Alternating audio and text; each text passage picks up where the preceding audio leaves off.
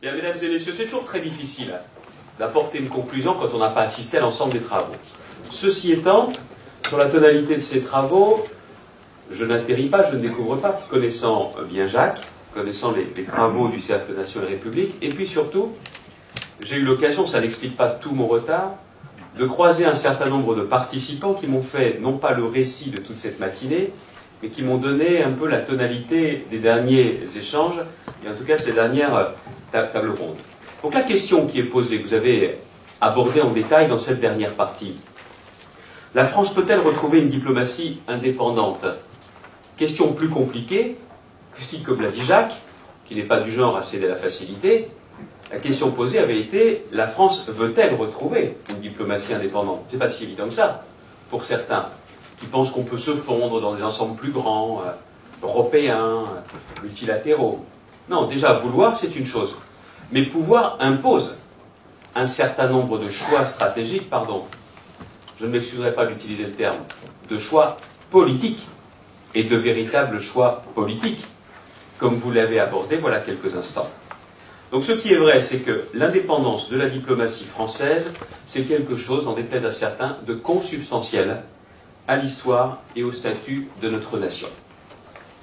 C'est ainsi fait. L'histoire de France, c'est aussi une diplomatie qui a toujours eu vocation à être indépendante. Elle est le fruit, c'est vrai, d'une affirmation progressive de notre nation, en Europe, dans le monde, de sa puissance démographique qui nous permet aussi de rayonner au-delà de notre seul statut, de notre seule dimension démographique, de notre puissance économique, militaire, mais aussi de ses valeurs universelles. Ça date de la République, diront certains, même avant, sous la royauté. Nous avons toujours eu cette vocation. Quand je dis que c'est indissociable de l'histoire de France, quand je dis que c'est consubstantiel à notre histoire, cela trouve ses racines, voilà, bien longtemps. Cette diplomatie indépendante, permettez-moi aussi de la relier tout particulièrement à la présidence et à l'action du général de Gaulle. Pour que les choses soient claires, dans la famille politique, de nombreuses familles politiques se sont rassemblées pour créer l'UMP encore pour quelque temps. Moi, je viens de la famille gaulliste. Donc cette grille de lecture vous sera certainement plus simple pour ne pas être surpris par un certain nombre de déclarations que je ferai. Cette conception, elle a permis aussi à la France d'établir des relations privilégiées avec de nombreuses régions du monde.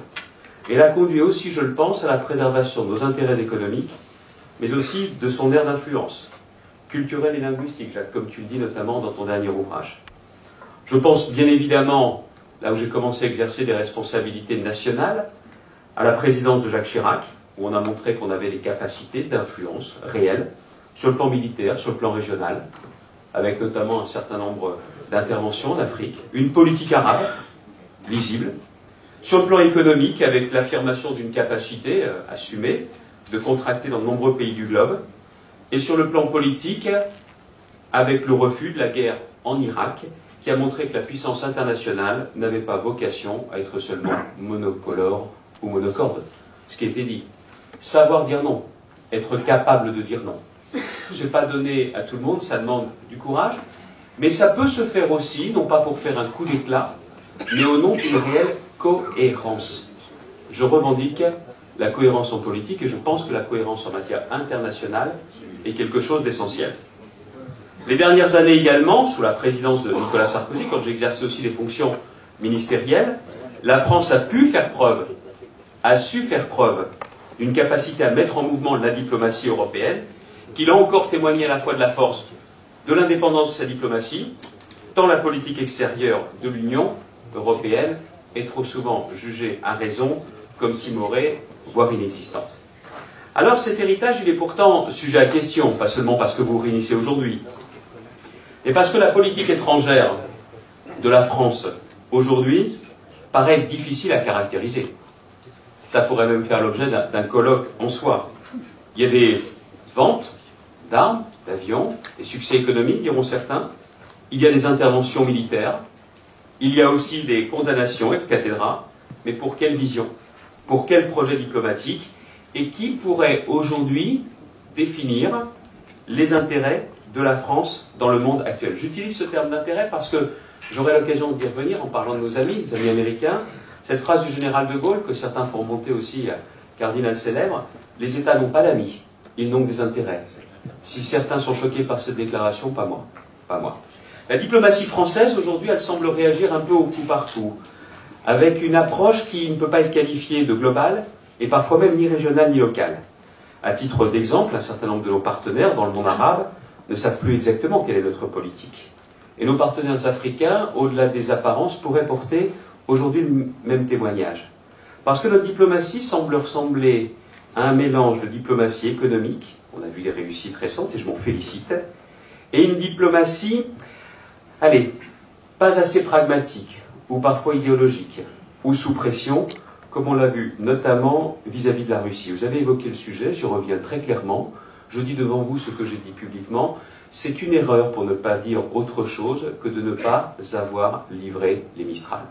Quand un pays comme la France s'engage, la France va au bout de son engagement. Quand on signe, on livre. C'est aussi simple que ça, mais attention, attention, si nous avions effectué en temps et en heure la vente des Mistral, c'était beaucoup plus facile pour la France de savoir prendre des initiatives, notamment vis-à-vis de la Russie, pour le règlement d'un certain nombre de conflits. Quand on voit clairement qu'on joue un rôle moteur et qu'on prend des risques, même si certains partenaires européens ne comprenaient pas ou ne voulaient pas, c'est aussi la façon d'assumer, j'ose le mot, un leadership. Parce que je pense que c'est indispensable, incontournable. Et quand on voit aujourd'hui que nous en sommes amenés à solliciter un feu vert du Conseil de sécurité de l'ONU pour intervenir, notamment au large de la Libye, en se demandant quelle sera l'action de la Russie, toutes ces questions ne seraient pas posées avec autant d'acuité si nous avions livré les Mistral et que nous ayons su et pu jouer ce rôle diplomatique de premier plan.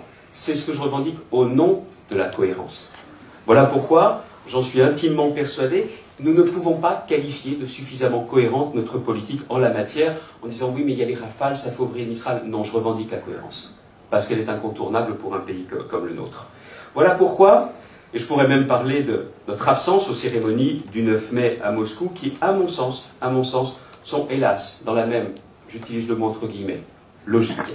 Quant au positionnement du gouvernement sur la question syrienne, il est un exemple supplémentaire de ce manque de lisibilité, alors qu'il s'agit très nettement, très clairement d'une situation où nos intérêts, notre sécurité vis-à-vis du terrorisme islamique sont clairement engagés. Donc la diplomatie ne sert pas qu'à entretenir des relations avec des pays qui partagent nos valeurs et nos intérêts. Mon Dieu, nous serions dans un vase beaucoup plus clos, en cercle beaucoup plus restreint que nous le souhaiterions. La diplomatie, cela sert à créer et à entretenir un dialogue politique, avec des pays qui ne sont pas a priori nos amis. Et il n'y a strictement aucune raison de s'empêcher a priori de discuter avec ceux qui, parce qu'on discute avec eux, peuvent nous permettre, à un moment ou à un autre, en quelque endroit du globe, de pouvoir servir nos intérêts nationaux. En tout cas, ça n'est certainement pas interdit à un pays, 5e ou 6e puissance mondiale, qui dispose de la force de frappe nucléaire, qu'il ne faut pas réduire, mais qui dispose aussi d'un siège au Conseil de sécurité de l'ONU. Et avec également une place reconnue et assumée sur la scène internationale, qui n'est pas liée à une diplomatie humanitaire et de valeur, comme cela peut être le cas seulement pour certains pays européens qui n'ont que cette dimension-là. Nous n'avons pas que cette dimension-là. Le fil conducteur de notre diplomatie, ça doit être nos intérêts nationaux. Et l'affirmation aussi de notre pays comme acteur majeur des relations internationales. Pas que pour des raisons de prestige, mais bien parce que cette affirmation, c'est la condition d'un avenir, y compris économique, pour notre pays. Le débat, je crois que les mots anglais, je ne parlerai pas du globish comme le dit souvent Jacques, mais le débat entre le hard power, effet combiné structuré de l'action politico-militaire et de la puissance économique, financière, monétaire, et le soft power, l'influence culturelle en termes de normes, je pense pour ma part qu'il est derrière nous. Tant aujourd'hui les deux sont liés, interpénétrés. Et la domination mondiale d'Internet par les États-Unis est un élément de puissance évidente. Et les négociations commerciales internationales sur les normes, les fameuses normes environnementales ou sociales, sont également des éléments de diplomatie qui visent à imposer un modèle. Ne soyons pas dupes. Ne soyons absolument pas dupes. Comme les conflits qui se jouent en Afrique ou au Moyen-Orient sont également des conflits qui visent à imposer des modèles communs, des modèles conquérants. Nous sommes plutôt dans une époque, je ne recherche pas la formule, mais de smart power, où tous les éléments de la puissance doivent être mis au service d'un dessein géopolitique. Et aujourd'hui, les enjeux de souveraineté pour notre pays sont nombreux. Peut-être même, comme rarement. Cela tient certainement aussi à la définition que Jacques donne, l'illustration qu'il donne de l'ère des puissances relatives. La souveraineté numérique, et j'insiste sur ce point, en fait par exemple partie, à l'échelle nationale comme européenne, niveau international aussi, car nous devons aussi apprendre à jouer de ces deux échelles de diplomatie. Si et seulement si l'Union européenne accepte elle-même de se doter d'une diplomatie indépendante. Allez, ça pourrait faire l'objet d'un nouveau colloque. Mais l'Union européenne peut être une force pour la diplomatie française si nous sortions de l'état de léthargie actuel, dans lequel elle se trouve depuis bien longtemps. Et les dernières initiatives diplomatiques fortes de l'Union datent d'une époque où la France en assumait la présidence de ce Conseil européen. Et où nous acceptions de nous engager clairement sur des conflits régionaux, aux marges de l'Europe. Ça s'appelait prendre des risques, oser s'élever, oser bouger. Mais ça veut dire aussi, ça n'est pas aux technocrates de décider, c'est aux politiques de s'imposer et d'imposer leur vue. Et l'Union européenne doit aussi faire vivre son indépendance stratégique dans les questions militaires, mais aussi dans les relations commerciales, où elle n'a que trop accepté une dissymétrie de normes qui lui est préjudiciable. Je veux vous dire que depuis maintenant quasiment 2 années, avec Jacques, j'étais l'un des premiers à m'élever dans les conditions dans lesquelles se préparait et se négociait le fameux traité commercial entre l'Union européenne et les États-Unis. Mais pour rester aussi force d'entraînement, pour pouvoir mener à bien cette politique de promotion de nos intérêts nationaux, il faut à la fois le préserver et pérenniser notre capacité d'appréciation de manière autonome. Ça a été théorisé dans la loi de programmation militaire, mais toute la question du renseignement n'est certainement pas une question accessoire ou secondaire. Bien au contraire. Notre indépendance se forge aussi à partir de cela. Les moyens de défense évoluent, mais ils ne doivent pas évoluer à la baisse. Je me suis engagé, voilà maintenant 1 an, pour dire qu'il y avait un risque terrible en matière d'économie sur le dos de notre défense. Et un pays comme le nôtre, qui dispose d'un siège au Conseil de sécurité de l'ONU, ne peut pas, je le dis très clairement, laisser les petits comptables de Bercy empiéter sur ce que sont les intérêts supérieurs de la nation. Je sais qu'il faut faire des économies, je sais qu'il faut réformer, mais on ne peut pas passer tout à l'aune de la disette budgétaire, surtout quand les choses ont été réaffirmées par le chef de l'État, surtout dans un monde qui est de plus en plus incertain, et même les dernières décisions qui ont été prises devront être évaluées en permanence pour être sûr et certain que de nouveaux mauvais coups ne se préparent pas sur le dos de notre souveraineté nationale. Pour garder la plus grande liberté de manœuvre, il s'agit d'intégrer dans la conception de l'action diplomatique les analyses des services au titre de la sécurité nationale, de façon à se garder de bâtir une stratégie sous influence de l'extérieur, même s'il s'agit de nos amis. Ne sous-estimons pas d'ailleurs l'habileté de certains pays, fameux alliés, à nous manœuvrer pour peser sur l'évolution de nos positions. Je n'ai pas besoin de faire de dessin, je n'ai pas besoin d'être plus précis. La surréaction également du président Obama à la volonté de l'Europe de mieux encadrer les géants de l'Internet montre bien quel type de guerre se joue aussi derrière les grands discours de l'économie libre et de la fameuse communication pour tous. C'est à l'ensemble des signaux que nous devons être attentifs pour mener une diplomatie indépendante qui, si elle repose toujours sur les fondamentaux, que sont sécurité et défense, se déplace de plus en plus, et j'insiste sur ce point, se déplace de plus en plus sur le terrain des normes internationales qui assureront la puissance économique et culturelle de demain pour certains. Dans tous les conflits où notre sécurité peut être en jeu, aussi bien que dans toutes les négociations internationales où notre indépendance économique est en cause, la France doit retrouver une voix et une parole indépendantes, ainsi qu'une capacité et une volonté d'entraînement de ses partenaires. C'est un défi aussi bien externe qu'interne, car cela a été dit, si je ne me trompe pas, dans cette dernière table ronde. Cette diplomatie forte donne une image de la France que nous préparons pour les générations futures. C'est une France davantage compétitive, attractive, innovante, dont la place dans la mondialisation tient à la capacité d'imposer ses vues, ses talents, sa marque de fabrique, tout en garantissant la liberté et la sécurité de ses concitoyens, tant sur le territoire national qu'à l'extérieur. Mais pour ça, il faut aussi retrouver la maîtrise de notre avenir. Je parlais tout à l'heure des comptables de Bercy que je veux laisser à leur place, mais en attendant, nous avons une volonté, nous avons un point qui est incontournable, c'est de réussir des réformes qui nous permettent à nous si elles ne sont pas imposées par des diktats extérieurs, de retrouver la maîtrise de notre avenir, plutôt que de tendre la main à nos partenaires pour qu'ils nous aident pour nos fins de mois, plutôt que d'aller chercher un certain nombre d'investisseurs étrangers pour nous permettre d'assurer nos fins de mois. Si nous menons nous-mêmes les réformes, nous gardons notre libre arbitre et nous retrouvons davantage de pouvoir et d'indépendance. C'est là aussi l'âme et la vocation du politique. De ce fait, il convient que la France réaffirme donc sa place de grande puissance sur la scène internationale, parlant d'égal à égal avec les autres grandes puissances, et en assumant aussi sa responsabilité dans la résolution des zones de crise. Et géographiquement, nous savons bien que dans certains pays, sur certains continents, il n'y a que nous qui le ferons. D'autres viennent parfois avec leur argent, mais n'apporteront pas de solution aux situations de crise armée. D'autres regardent telles des superpuissances d'hier ou d'aujourd'hui, mais ne s'engageront pas. Il n'y a que nous qui sommes en mesure de le faire, et c'est à nous de le faire, comme nous le faisons. Jacques l'a souligné à différentes reprises. Je n'ai pas hésité à saluer, je n'ai pas hésité à soutenir les interventions de la France, notamment au Mali. Mais nous devons avoir une stratégie claire sur les différentes zones régionales, et particulièrement sur ces zones de crise. Ça veut dire le retour à une vision gaullienne de la France, qui sait affirmer, j'insiste sur ce point, sa différence et protéger ses intérêts dans le monde, et qui sait dire non, pas pour le plaisir de dire non, mais qui sait dire non aussi à des partenaires puissants comme les États-Unis, quand il en va de son intérêt et de la cohérence de notre position.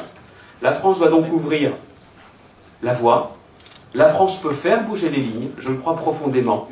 Elle peut créer, elle peut impulser de nouvelles dynamiques et se replacer au centre du jeu géopolitique, quitte, encore une fois, je répète, j'insiste, à prendre des risques, en relançant par exemple une politique africaine ambitieuse et assumée, en ayant une politique plus active au niveau de l'Inde et de la Chine, comme ça fut le cas dans le passé. Et je crois que la France peut vraiment retrouver un rôle moteur au sein de l'Union européenne en proposant de nouvelles avancées, même au sein d'un cercle restreint, mais en abdiquant en rien et en ne négociant pas sa souveraineté, notamment sur la question de l'utilisation de l'arme nucléaire. Ça ne se délègue pas, ça ne se partage pas, comme d'ailleurs un siège au Conseil de sécurité à l'ONU, ça ne se partage pas et ça ne se délègue pas, ça ne se prête même pas.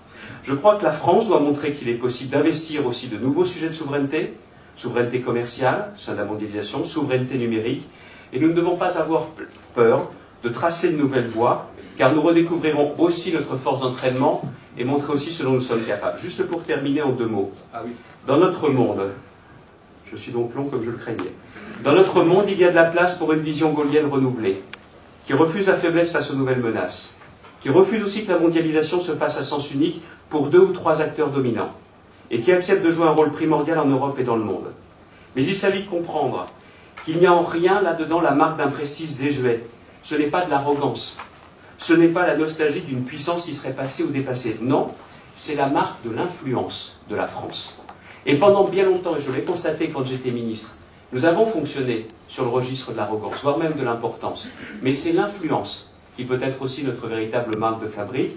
Et je pense que c'est aujourd'hui l'une des meilleures manières de compter sur tous les plans, y compris économiques. N'ayons pas peur donc de fixer nos priorités, de défendre nos règles de jeu et notre vision, de nous exposer, car c'est ainsi que nous bâtirons durablement, j'en suis persuadé, notre sécurité et que nous renforcerons aussi la place de notre nation dans le concert international. Oui, pour répondre à votre question, la France doit avoir cette politique étrangère autonome, indépendante, mais je pense même pour ma part qu'elle peut l'avoir. C'est une question de volonté, mais pas seulement, nous avons les atouts pour ça. Merci de votre attention.